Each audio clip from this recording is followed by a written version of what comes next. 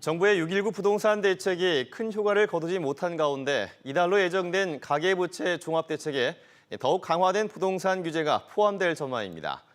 대출 규제가 특히 강화될 전망인데 실수요 위주의 시장 개편 등 보완 대책이 더 절실하다는 지적도 나오고 있습니다. 최기훈 기자가 보도합니다.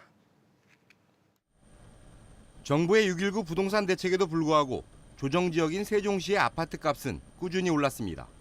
행정수도 완성에 대한 기대감으로 6월 중순 0.78%까지 치솟았던 아파트값 상승률은 6.19 대책 이후 다소 안정세로 접어들었지만 한 달 만에 다시 오름세로 반전됐습니다.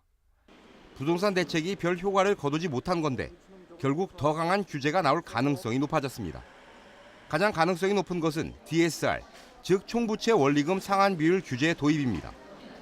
모든 대출의 원리금 상환액으로 대출 상환 능력을 심사하는데 예를 들어 소득 연 4천만 원에 주택담보대출 2억 원을 신청하고 3천만 원의 신용대출이 있는 직장인의 경우 DTI는 30% 수준이지만 DSR은 53%를 넘어 추가 대출이 불가능해질 수 있습니다.